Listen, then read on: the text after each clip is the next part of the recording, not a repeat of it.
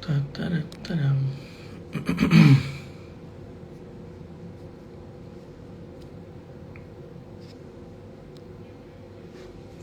Chan, chan, chan, chan, chan, chan. Hola Michelle, hola Michelle. Vamos a esperar un minutito para que Instagram siga avisando a los que están conectados, para que sepan que estamos en el live y partimos. Así que ahora en un ratito, Michelle, te acepto la solicitud. Hola a todos los que se van sumando. Vamos a esperar un par de minutitos. A ver, a ver. Vamos a estar con Michelle Friu de Almaviva. Ajá. Vamos a ver. Instagram está demorando un poco ahora. Recién me llegó la notificación a mi otra cuenta.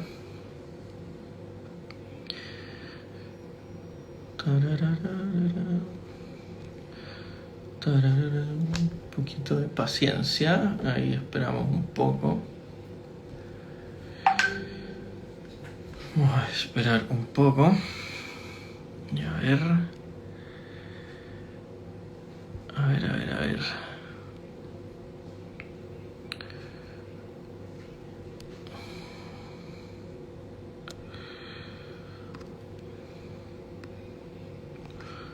Vamos a poner un videito de la bodega.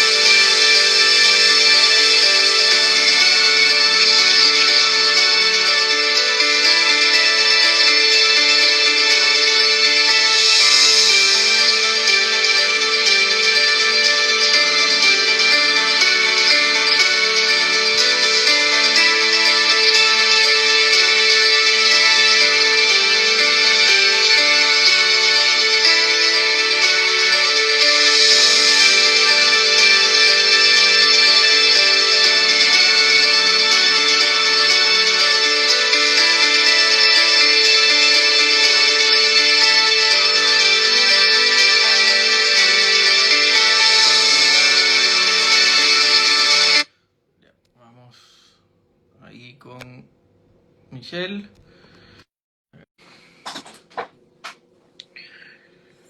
Agregando, agregando, ahí está, veamos, conectando.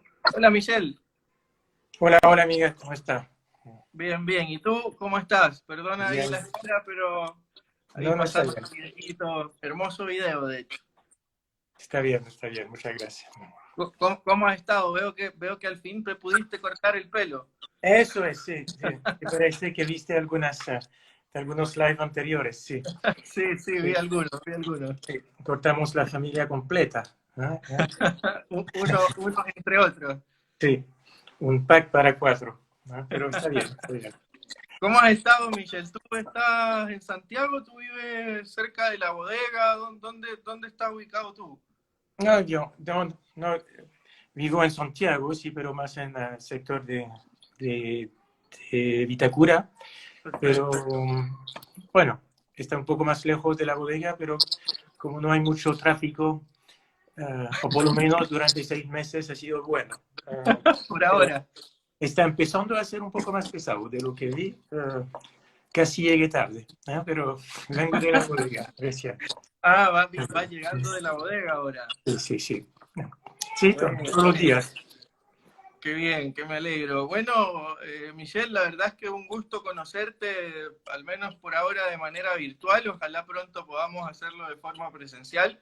Darte las gracias por tu tiempo, por acompañarnos en esta entrevista, que eres nuestro invitado número 76 hasta ahora. Así Hola, que muy felicitaciones. contento muy contento de todas estas entrevistas y muy contento que tú seas parte de estas sesiones de Escorchando Historia, ¿no? Así que también agradecerle a Pancho Betis que nos hizo el contacto y obviamente a Felipe que hizo esto posible y pudimos avanzar de buena forma. Perfecto. Así es una comunidad chica, de buenos amigos. Bastante. De hecho, estuve hablando hace unos días con una de tus pupilas, con Cecilia Guzmán, que de paso Sí, sí, sí, sí. te mandó cariño porque estuve conversando y le conté que iba a conversar contigo y se le vinieron muy buenos recuerdos a la mente en ese momento. Sí, hizo su primera práctica, pienso, su primera vendimia conmigo cuando llegué a Chile o el segundo año, algo así. Tenía aquí también. Mira tú. Qué entretenido. Chico, bueno, el rubro es chico y el mundo es chico. Así que súper. Bueno, Michelle, estamos aquí para conversar de ti, para conversar un poco el proyecto, también de estos vinitos que tenemos en la imagen fija, que son 2 cosechas de EPU y 2 cosechas de Almaviva. Y para empezar, dinos, bueno, también que si es que descorchaste algo y cuéntanos un poquito de ti y de tu trayectoria. Bueno, digamos, como sabéis, soy francés, pero vivo en Chile desde bastante tiempo, desde de forma seguida 96, entonces 24 años, voy por el año 25, pero y llegué por la primera vez en Chile en 95. Yo justamente en Viña Aquitania, donde pude trabajar con Cecilia, no me recuerdo si fue 95 o 96, porque hice 2 vendimias en Viña Aquitania. Entonces, hace bastante tiempo que estoy en Chile. Yo me formé como ingeniero agrónomo enólogo en Francia, en el sur de Francia, en Montpellier. Hice varias vendimias en distintas partes de Francia, el sur de Francia, en Chinon, en Champagne, etc. También en India, pero también trabajé algunos años en un mundo un poco distinto, como al final agrónomo, más como forestal, porque me tocó hacer mi servicio militar civil, que es una Perfecto. cooperación civil en Malasia, en la isla de Borneo, sobre el bosque tropical, y después tuve la posibilidad de seguir trabajando un poco, haciendo investigación, desarrollo, cooperación con el mismo organismo, pero en Nueva Caledonia, que es una isla francesa cerca de Nueva Zelanda, Australia. Entonces, al final pasé 4 años allá y después de 5 años un poco en el bosque quise volver al vino, empezando en Australia, en Catmantel, en Margaret River, y así volví en el mundo del vino, gracias a Paul Ponterier que me dio la posibilidad de venir a Chile, en Viña Aquitania, a Chateau Margaux también, y después de 2 vendimias en Aquitania, empecé con un trabajo más estable, más fijo y más, y más completo y más activo, diría, con la Apostol, con Casa del Ya. Apostol, se llamaba así en este momento. Oh, Y sí, sí, sí, sí, sí, tuve fortuna ya entrando de mi hijo que se fue a estudiar en Suiza. Te imaginas un poco, el padre hace Francia-Chile y el hijo hace Chile-Suiza. Todo uno viajado. Entonces, y después como decía, después de 8 años y medio en Casa del Apóstol, Club Alta, me acerqué a Santiago, trabajé algunos años en Barón Filipe de Bochima y por Chile, en el proyecto Escudo Rojo, antes de pasar a Almaíba en 2007 por unos, ahora tengo 13 años. Entonces, y desde este tiempo sí estoy aquí en el Maipo Valley haciendo Almaíba y Epu, los vinos que tiene en la mesa. Qué lindo eso, ¿eh? Mira, ¿y qué te hizo quedarte en Chile, Michel? ¿El amor, el vino o las dos? Un poco todo, pero es la verdad que en 96 encontré mi futura señora, la, la madre de mis hijos. Entonces, obviamente que fue una etapa más diría, de más estabilización después de muchos viajes por aquí, por allá, muchos aviones. Hoy día tomo el avión, pero más para los viajes comerciales que para cambiar de vida, ¿no? Claro. Entonces, diría que hoy día la vida está un poco más estable a nivel familiar, pero seguramente fue la primera razón para quedarme, pero también tuvo la oportunidad de tener un muy buen desafío, un muy buen challenge con la Apóstol, donde pasé bastante tiempo. Te espera 2 segundos. No te preocupes, dale. Juliette, la mamá salió a volver. Bueno, estamos con Michel Friu de Viña Almaviva. Vamos a estar conversando de 2 cosechas de la viña y aparte también de Epu, el número 2 de Almaviva. Así es. Ahí volvió. Estos son los niños. No te preocupes, no te preocupes. Sí. No imagino cómo sea porque no tengo, pero lo he visto. Eso es parte de los live en casa. Sí, parte del show, no te preocupes. Seguro se rieron todos. La casa es de todos. Mira, Michel, ¿y cómo si es que lo tienes como, así como en la memoria inmediata, ¿cómo llegas a ser director técnico de Viña Almaviva? ¿Tú lo buscaste? ¿Fue una casualidad? ¿Te buscaron? ¿Cómo llegas a esa posición? ¿Cómo llegas a Almaviva? Bueno, yo primero que todo, como te conté antes, yo trabajé casi 9 años en Casa del Apóstol. Hice con Michel Rolland el primer Club Alta y trabajé sobre vinos de calidad y de muy alta calidad con Club Alta, con los Cuvées Alexandre, Borobo, etc. Y por razones personales tuve necesidad de acercarme a Santiago. Y aquí tuve la oportunidad de entrar con Barón Philippe de Bochima y por Chile, que es 100% Barón Philippe de Bochima, 100% francés.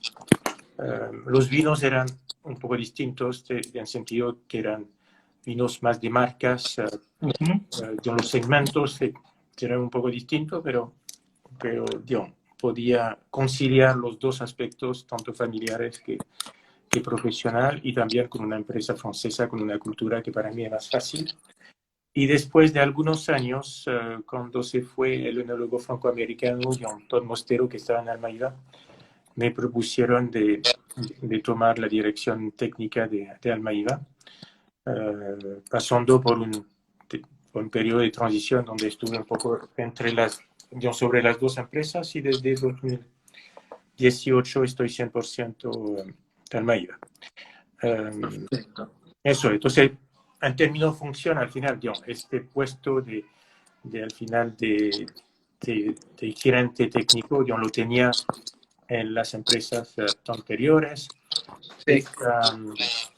Esta posición también en una empresa franco-chilena también yo conocía porque la postología es 100% francés, pero nació como joint venture franco-chilena también. Entonces pienso que había varios aspectos que me facilitaron un poco la vida, diría.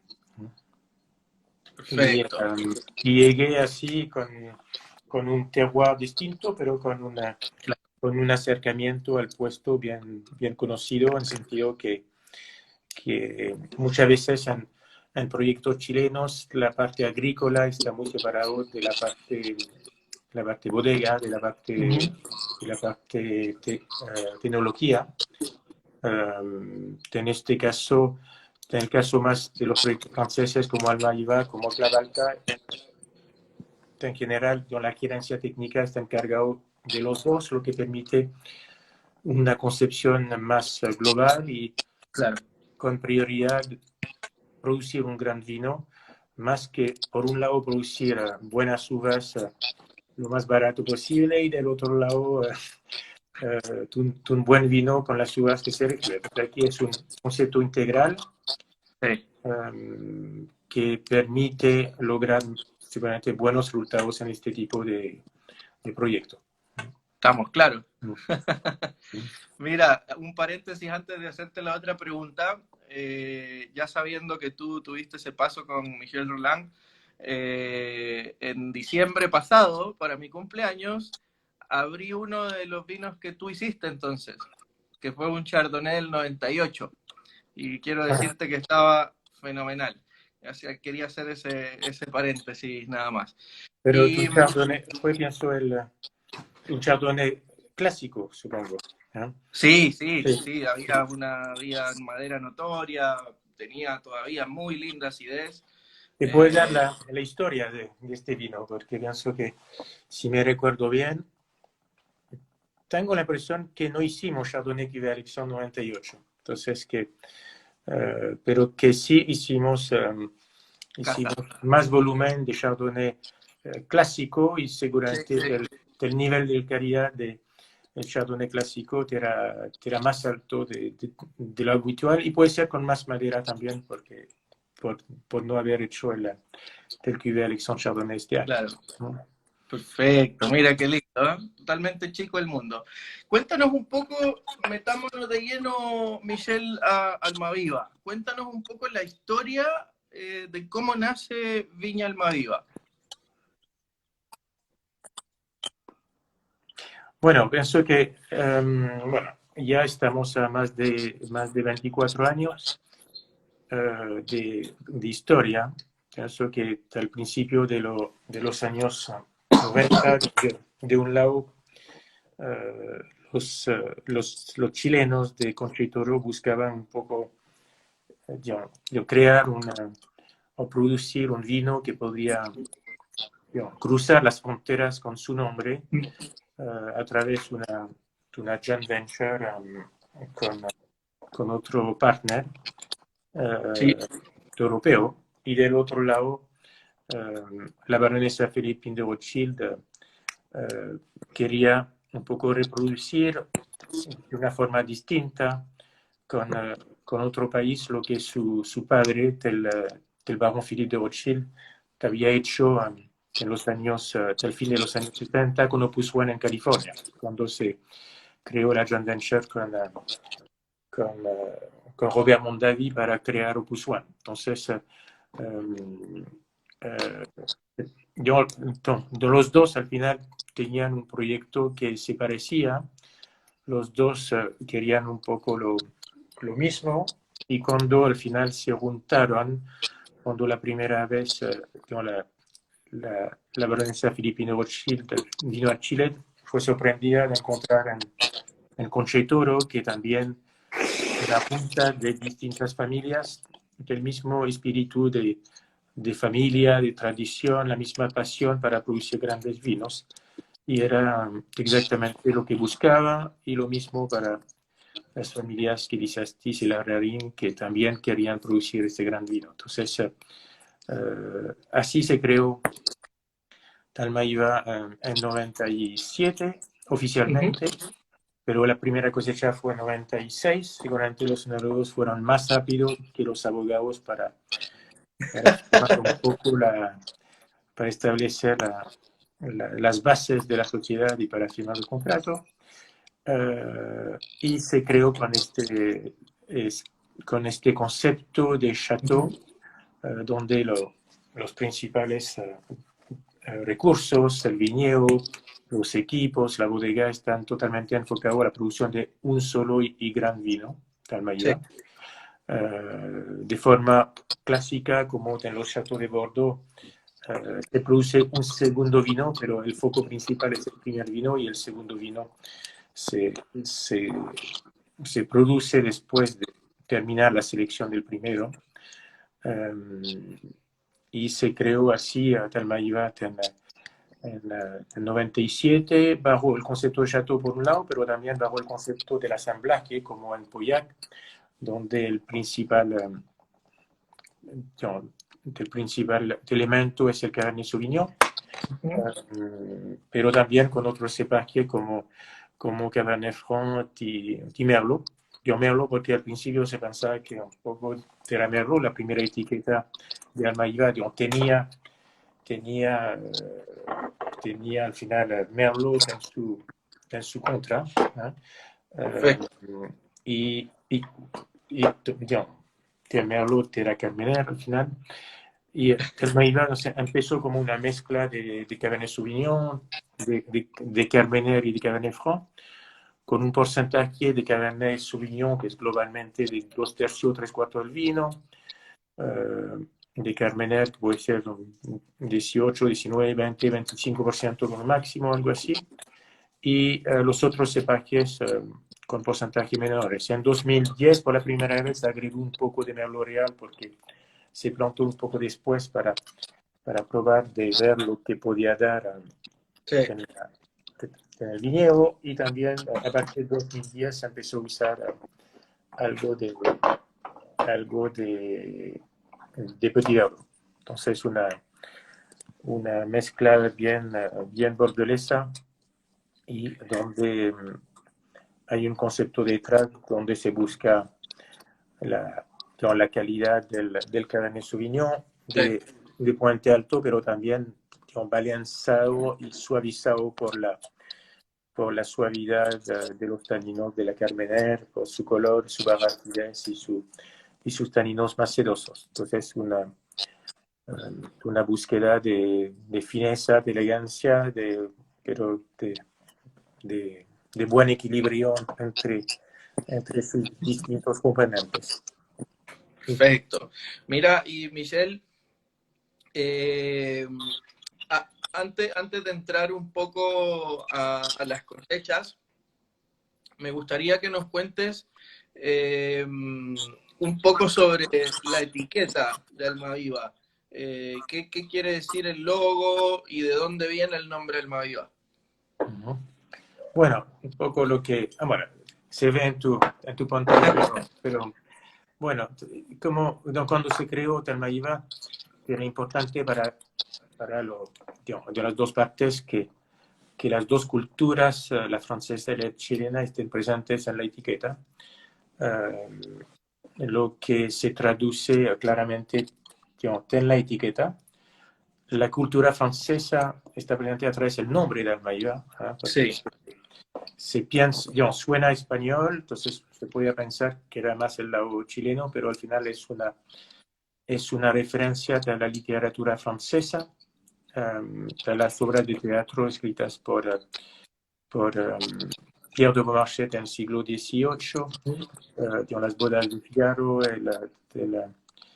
el Barbier Civil, donde al final el conde de Almaiva es uno de los personajes principales. Y, perfecto.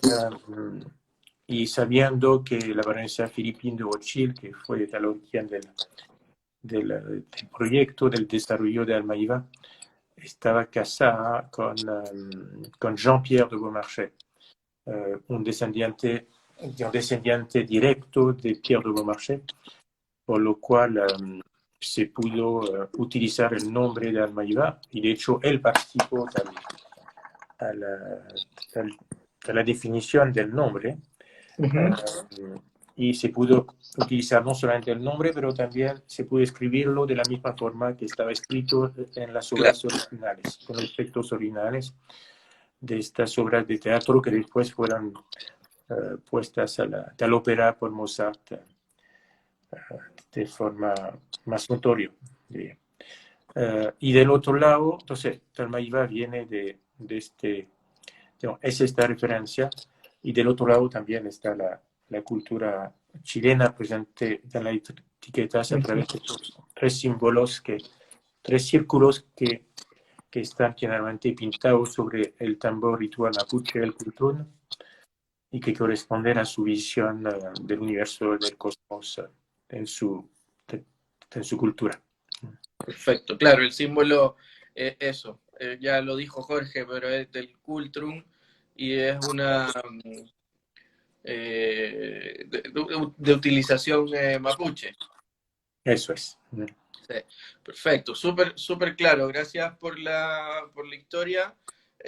Michelle, ¿cuál es la filosofía de Almaviva? Dicho ya todo lo anterior, queda bastante claro qué es lo que buscan, pero sería bueno que igual tú nos comentes un poco qué es lo que busca Almaviva generar en los consumidores, o qué es lo que busca a través de este oro líquido, digamos.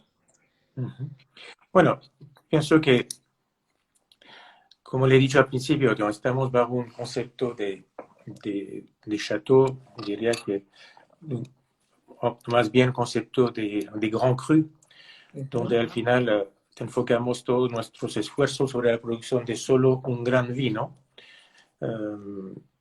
con búsqueda de, decir, excelencia un poco en todos los aspectos, en la calidad del vino, en la producción de las uvas, pero también en el diseño, en el packaging, en los servicios. Entonces es algo que al final te anima a nuestro equipo un poco todos los días. Esta búsqueda de excelencia se traduce obviamente en el terreno, en el viñedo, donde sobre este gran terroir que fue elegido al principio por su gran calidad para el Cabernet Sauvignon, se busca conocer lo mejor para poder aprovechar lo mejor y para poder buscar la mejor definición del sector, por un lado, pero también la mejor, o lo que nos parece más interesante en términos de calidad de taninos, suavidad. Entonces, claramente lo que se busca es elegancia, fineza. En el vino no se busca un blockbuster o solamente concentración, aunque hubo seguramente algunos periodos donde en esta búsqueda pasamos de un estilo que puede ser un poco menos maduro al principio, 96, después se buscó algo más maduro, más concentrado, Sí. y después se empezó a buscar este fine tuning para volver o para llegar a algo más equilibrado, de más fineza, de más elegancia, de más equilibrio, y aprovechando un poco el carácter propio del lugar, que pienso que por la proximidad de la cordillera de los Andes nos ofrece naturalmente un equilibrio entre madurez y frescor, en el sentido que estamos en un terroir bien tardío, mucho más tardío que Colchagua o que varias otras partes del Maipo, por la proximidad de la cordillera, y eso hace que los estados fenológicos llegan más tarde y la vendimia también llega más tarde, lo que nos permite finalmente tener normalmente una maduración más lenta, porque no estamos cosechando en el pic de las temperaturas, pero en un momento cuando ya las temperaturas han empezado a bajar, lo que genera una maduración más lenta, permite conservar frescor, buena acidez, buena fruta. Y del otro lado, si no tenemos lluvia, podemos también esperar la madurez que queremos. Cada uno en este barrio cosecha un poco a su manera, hay estilo de vino distinto, pero por lo menos hay un ADN del Cabernet Sauvignon en este sector que es bien particular, que permite producir grandes vinos. Entonces, equilibrio entre frescor, madurez, entre elegancia y riqueza, entre Sí. carácter y pureza, pero siempre con esos taninos suaves, esos taninos redondos, casi un poco cremosos por este aporte de la Carmenère. Bien. Gracias, Michelle. Mira, bueno, hablemos un poco ya de las etiquetas. ¿Te parece si empiezas contándonos sobre EPU para luego contarnos un poco sobre los procesos que toma Almaviva? Tenemos 17 y 18. Sería como bueno un breve preámbulo de las diferencias en las cosechas, porque aparte estoy viendo que hubo 0,5 grados de diferencia en el alcohol entre un año y el otro. Y aparte de eso, el 2017 tuvo un puntaje bastante alto. Entonces sería bueno un pequeño preámbulo de ambas cosechas, así como comparativamente hablarnos de la 17 y de la 18, para luego entrar a cómo nace EPU y cuál es el proceso de EPU versus Almaviva. Bueno, entonces, como también vamos a hablar de EPU, que hay EPU 2017-2016, yo voy a hablar un poco de las tres cosechas para compararla un poco. Entonces, yo pienso que si partimos con 2016, pienso que 2016 fue una cosecha un poco más atípica porque tuvimos un clima más frío, fue un año del Niño, tuvimos lluvia un poco inhabituales en abril, más de 100 milímetros de lluvia que obviamente que nos molestaron, que nos complicaron un poco la vida y que nos obligaron a cosechar seguramente con un nivel de madurez distinto y también con un nivel de concentración un poco menor. Pero finalmente se logró una cosecha con más frescor, con más tensión, con seguramente una final más seca, menos dulce, menos densidad, pero con una calidad que nos gustó bastante a pesar de lo más difícil que fue para nosotros.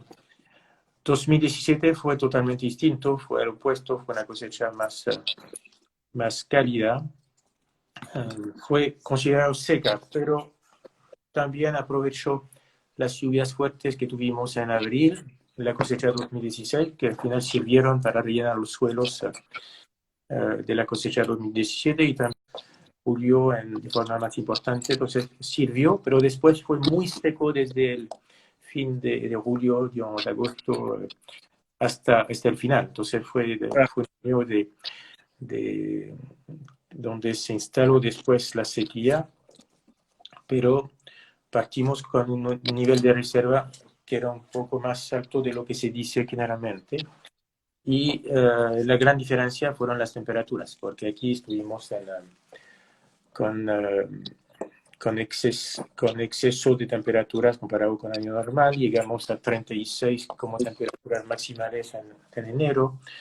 Fue el año para hacia el sur de los fuegos, que por suerte no nos tocaron a nosotros en Santiago, pero fue un año mucho más cálido, de rendimientos más bajos, de bayas pequeñas, de racimos chicos.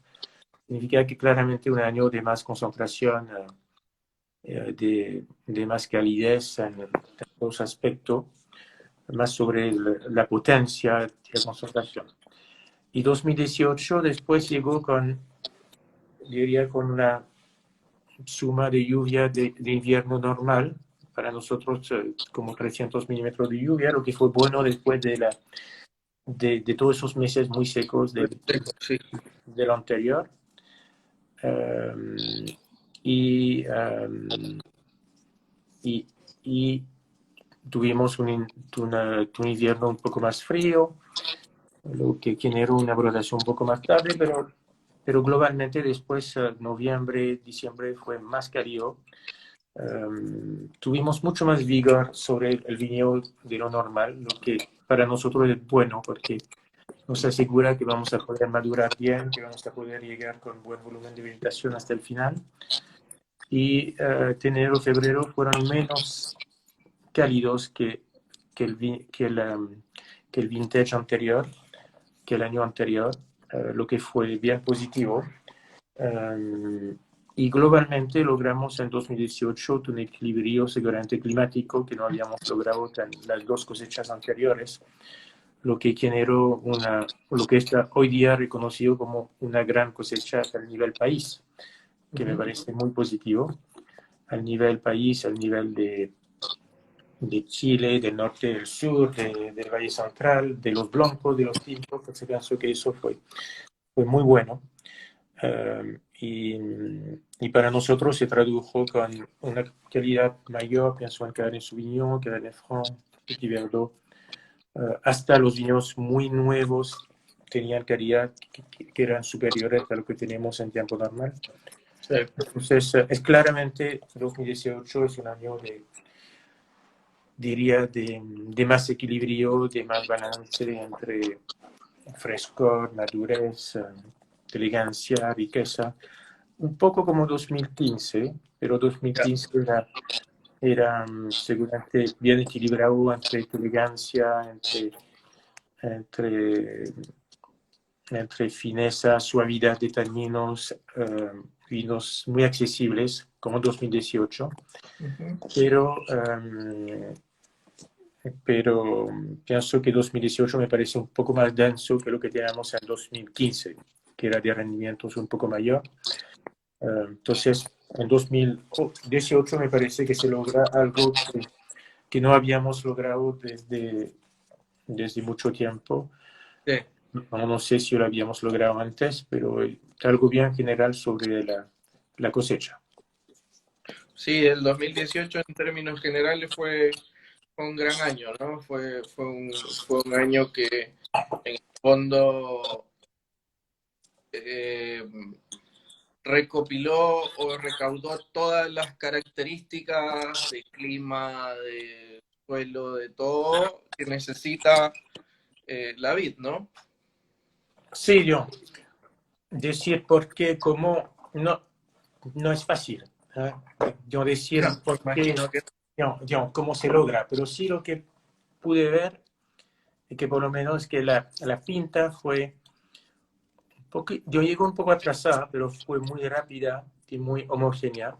perfecto.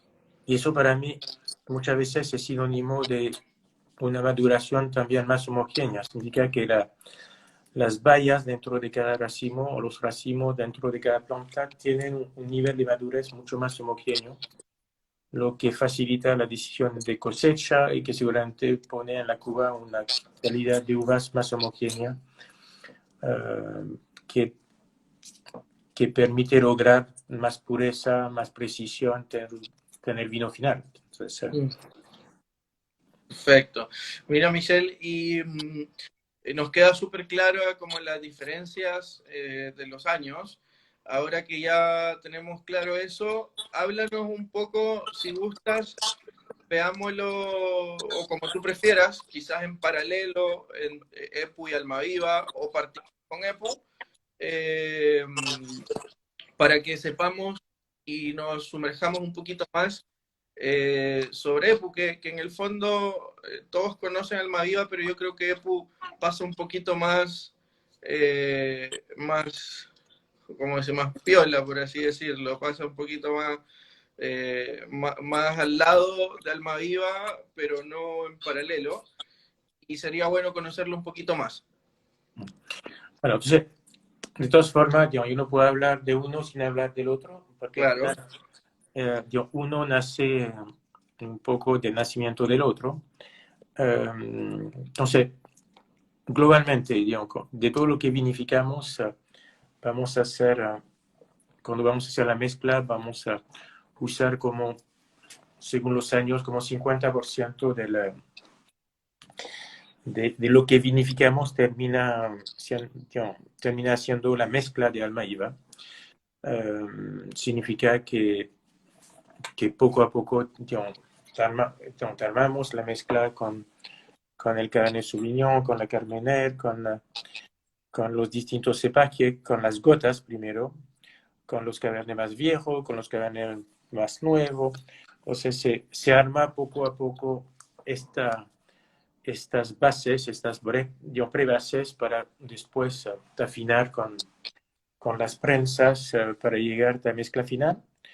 Así diría que nace Almaíba, que tiene en general casi la gran parte de los viñedos antiguos entran en Almaíba y los viñedos más nuevos que fueron plantados desde el año 2002.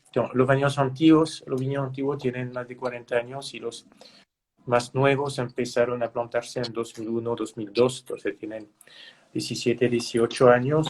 Y también tenemos más nuevas, viñas más nuevas de 10, 8, 4 o 5 años. Entonces, en general usamos muy poco de los viñedos más nuevos en Almaíba. Entonces, cuando terminamos la mezcla de Almaíba, nos quedan todavía bastante lotes. Y con esos lotes armamos después una segunda mezcla que puede representar como 15%, 20% de lo que vinificamos, sabiendo que nos va a quedar todavía un tercio de lo que producimos aproximadamente. Que se va a vender a granel, que no vamos a embotellar. Entonces, también nace de una selección después de la primera selección de Almaíba. Aquí siempre hay un debate entre si es un segundo vino o si es un vino distinto. Es obviamente un poco de un vino distinto porque usamos mucho más viñedos nuevos, Tenepú. Entonces, claramente hay un carácter de complejidad que va a ser menor a lo que tenemos en Maíba. Vamos a tener un poco más de fruta directa, más de un vino más accesible, puede ser una densidad un poco menor. El objetivo es buscar algo que está más fácil a entender, más accesible al principio. No usamos barricas nuevas en Tenepú, solamente barricas usadas, cuando Almaíba tiene como 70-80% de barricas nuevas. Y durante un tiempo más corto también, 12 meses contra 18 meses para Almaíba. Entonces hay un perfil de todas formas un poco distinto, y los últimos años diría que el porcentaje de Cabernet Sauvignon está un poco mayor en Almaíba, en el sentido que tuvimos varios EPU en un momento donde los porcentajes eran un poco más variables según los años, como siempre es el caso, pero los últimos años hemos tenido más un porcentaje cerca de 80-85% de Cabernet Sauvignon, sin que haya más Cabernet Sauvignon que en Almaíba, que puede ser 65-72% aproximadamente. Entonces es un perfil un poco distinto, y un carácter accesible también mayor, pero con esta identidad propia del terroir y de la forma que trabajan los taninos para siempre tener suavidad y taninos terciopelados. Perfecto. Una pregunta, Michelle. En el fondo, el trato de la uva en el campo, el tipo de cosecha y el proceso viene a ser básicamente el mismo EPU y Almaíba. La diferencia es que se hace la selección después. Sí. Se hace la selección después, pero hay lotes que sabemos desde el principio que no van a entrar en Almaíba por la edad que tiene y también por el conocimiento que podemos tener. Significa que un viñedo de 5 o 6 años, que desde 3 años da un cierto nivel de calidad de viñas nuevas, que es lo que podemos esperar, es más probable que el año siguiente va a seguir siendo tu lote EPU. Después uno de 6, 7, 8 años que muestra durante 3, 4 años un crecimiento real, un potencial que sube más que otros, podría estar entre los dos, entre Almaira y EPU. Pero hay lotes claramente que sabemos que van a entrar en EPU o que no van a entrar en ninguno de los dos al principio. Entonces, pero sí, la forma de trabajarlos, los rendimientos, los cuidados son del mismo nivel y con la misma inversión. Es decir, que no es que producimos 7.000 kilos en un caso y 12.000 kilos en otro caso y que nos saltamos algunas operaciones. No, porque al final hay que prepararlos para que un día puedan producir maíz también. Entonces, Sí, claro. hay que cuidarlos también. Y Michelle, ¿cuál es más o menos la producción de ambas etiquetas? De una y de otra. Bueno, depende un poco de los años. Por ejemplo, 2017 fue una cosecha un poco más baja porque estábamos a 15.000 cajas. En 2018 estamos un poco más alto, un poco como en 2016. Y en EPU estamos sobre esas cosechas, estamos entre 3 y 4.000 cajas. Ok. Esperamos producir un poquito más de EPU en el futuro, pero por el momento EPU se vende principalmente en el mercado chileno y brasileños y es lo que podemos producir actualmente. Y Michelle, si es que te recuerdas, ¿qué estabas haciendo tú la primera vez que Almaviva tuvo 100 puntos? No, la ¿Qué primera vez hacías? ¿Dónde pienso que estabas? fue el año, fue con la cosecha 2015, porque la 2017 también lo tuvo y pienso que yo sé más o menos dónde estaba, porque me lo dijo nuestro gerente comercial por teléfono y yo sé que yo estaba fuera de la bodega y yo lo supe por teléfono, entonces yo no, y supongo que estaba un poco al fin de la vendimia. Entonces seguramente estaba... ¿Y qué se sintió, Michelle, cuando te dijeron Almaviva 2015 tiene 100 puntos? ¿Cuál fue la sensación? ¿Cuál fue tu reacción? Bueno, siempre es una buena sorpresa, pero también, como lo tiene la palabra, es una sorpresa porque pienso que sabemos que 100 puntos no es algo común para los vinos chilenos. Algunos lo habían tenido antes, pero muy poco. Pienso que el vino Chadwick lo había tenido. Entonces es algo excepcional y es algo que muy poco común para Chile, que tuvo que hacer durante todos esos años no solamente muy buenos vinos, pero también tuvo que demostrar que podía pretender a este tipo de reconocimiento, siendo chileno, que no era fácil, pero obviamente que no es siempre es una sorpresa, porque es algo que tú nunca logró antes y porque es algo que era difícil para muchos periodistas al final dar a los vinos chilenos. Sí. Y de hecho, sigue siendo difícil y sigue siendo el caso de solamente un periodista que lo reconoce como tal. Las otras revistas le cuestan superar ciertas barras de 95, 96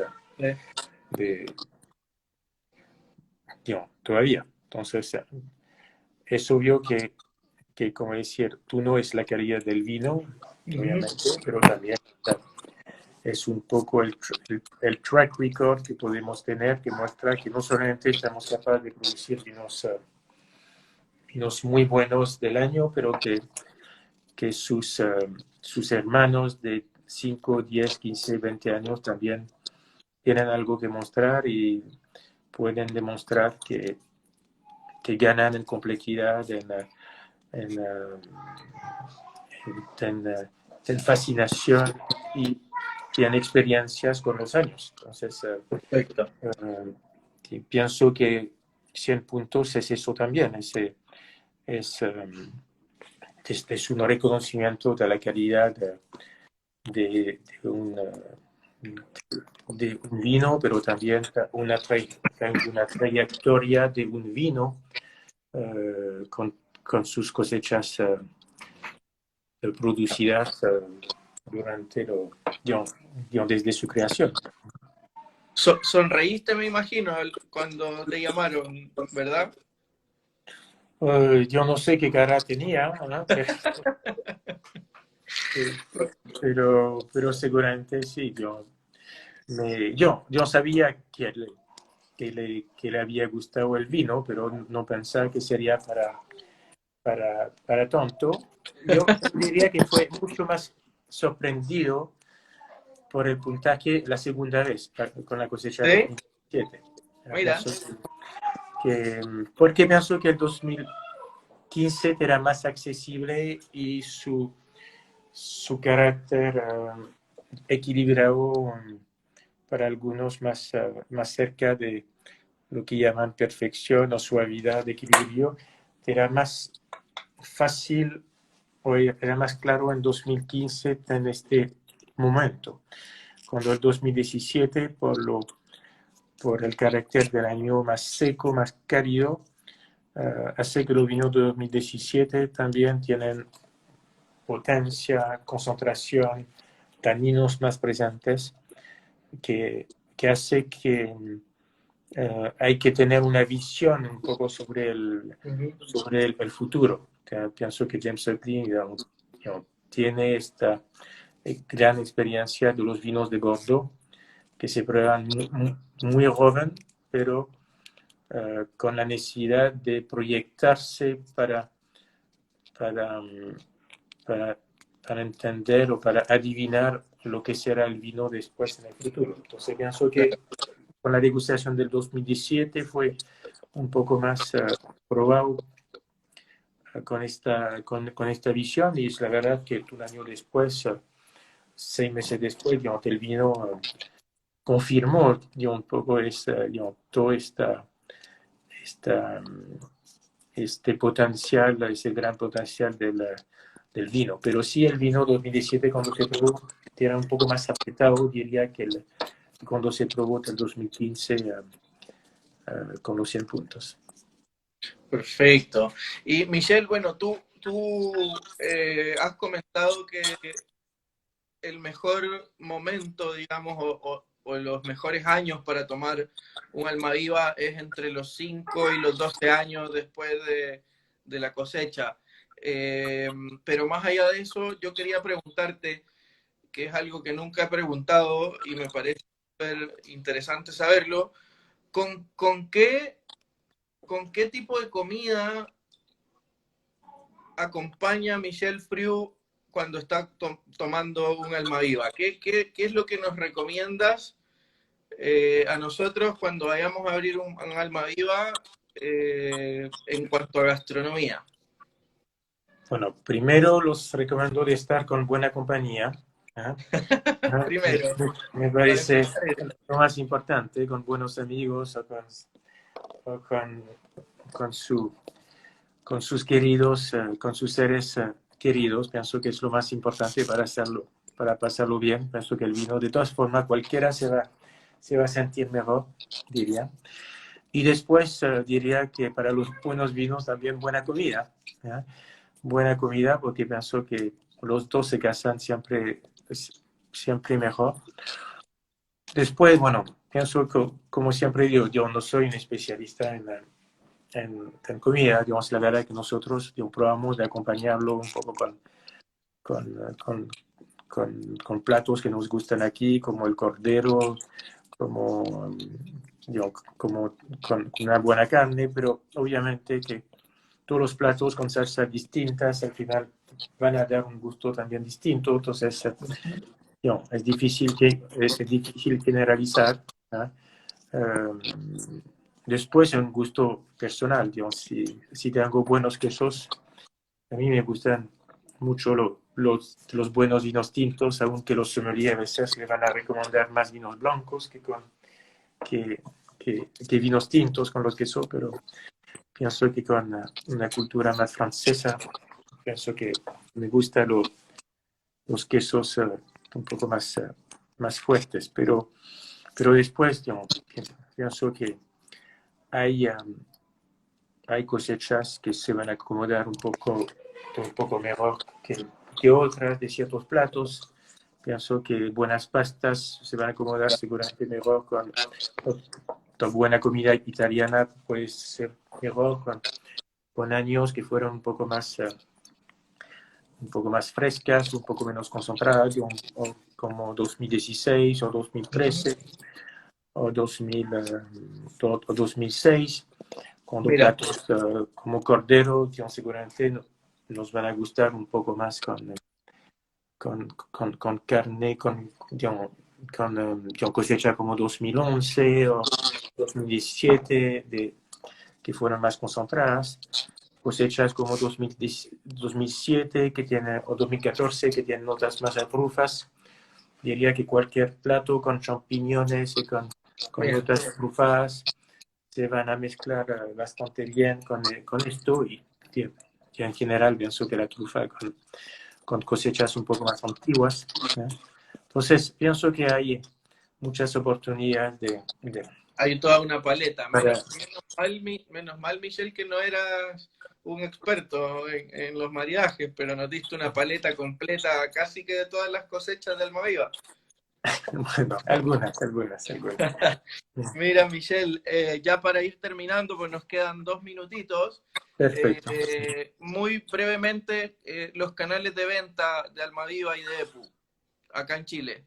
Bueno, en Chile al final vendemos a través de la distribución de Comercial Piumo que vende los vinos de Conchetoro que finalmente va a terminar en las grandes tiendas de vinos como son El Mundo del Vino, la Cave, todas esas tiendas especializadas de vino, pero también de mucho en restauración. Obviamente que estos últimos meses la restauración ha sufrido más, ¿no? Y mucho menos en supermercados donde podríamos encontrar un poco más EPU, pero Almaviva en general está más en tiendas especializadas, ¿no? Perfecto, fenomenal. Gracias, Michelle. Nos queda 1 minuto literal, así que yo lo único que quiero es dar las gracias a todos los que nos acompañaron, a todos los que van a ver también el live que queda grabado después. Espero que lo hayan disfrutado, espero que tú, Michelle, también lo hayas disfrutado y ha sido un honor y el mundo es chico. Bebí para mi cumpleaños un vino que tú hiciste hace 22 años y ahora me causa mucha más emoción. Así que darte las gracias, Michelle, por todo. Un saludo, espero que todos estén muy bien y nos vemos en una próxima. Y eso, nada más que gracias. Muchas gracias, Miguel, por invitarme y darnos la oportunidad de hablar de Almaviva y EPU. Al contrario, la oportunidad fue para Vinterra. Así que, Michelle, un abrazo y nos vemos pronto, ojalá en persona. Eso es, tío. Espero que tengamos esta oportunidad.